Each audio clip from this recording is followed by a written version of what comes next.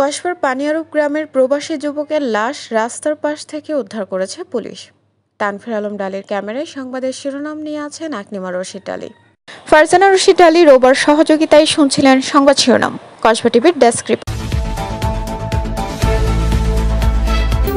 Kasba TV, হৃদয়ে বাংলা। এখন বিস্তারিত জানাচ্ছেন আফরোজা রশিদ ডালি।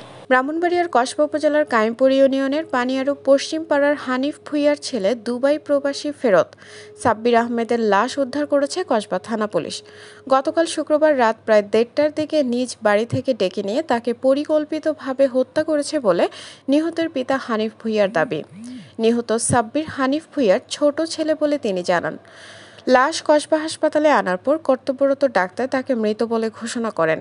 পিতা হত্যার বিচার দাবি করে আসামিদের গ্রেফতারের দাবি জানান। অপরদিকে স্ত্রীর একটি মামলার পলাতক আসামি ছিলেন, পুলিশের ভয়ে পালিয়ে বেড়াতো বলে অনেকেই জানান। হানিফ ভুঁইয়া বাদী হয়ে কসবা থানায় ছেলে হত্যার মামলা দায়েরের প্রস্তুতি নিচ্ছেন বলে তিনি কসবা টিভিকে জানান।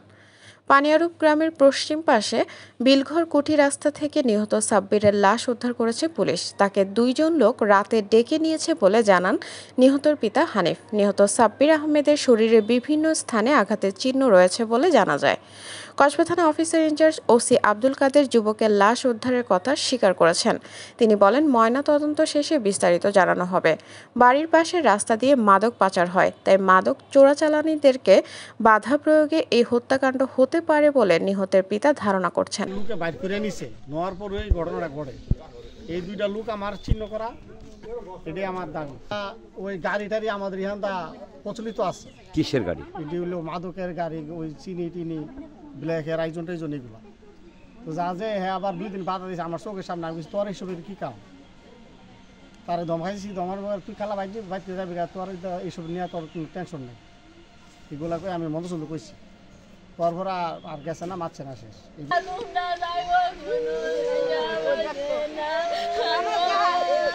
3 বছর ছুটিতে আইসা বিয়া করছে সাপুর। ওই বোর্ডা আইসা পরে তে কইল যে আমি আর বিদেশ যাইতাম না।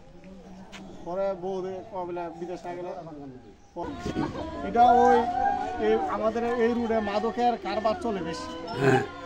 আপনার এই পিকাস দিয়া যত আলামতের মাল আছে, ব্ল্যাকের মাল এই রাস্তায় চলে। কইছে যে আমরা এই রাস্তা, আপনারা যে গাড়ি নিয়ে যান, আমরা তো দুর্নাম, আপনারা এই রাস্তায় গেল। এরকম 2 দিন বাধা দিয়েছে। আমি বললাম যে এটা নিয়ে তোমার টাকা নাই, তুমি টাকা সারি করে হিয়া নিতাম। তো আমরা এটা পড়ি না, খাই না, দেখি না, আমাদের রাস্তা তো যাইব কেন? এই কথাটা বলছিল কয়েকদিন।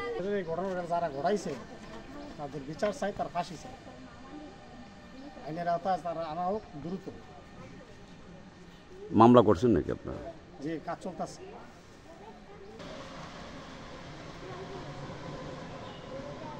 কসবা টিভির সংবাদের সাথে থাকার জন্য ধন্যবাদ জানাচ্ছি। পরবর্তী সংবাদ পেতে আমাদের চ্যানেলটি সাবস্ক্রাইব করে রাখুন।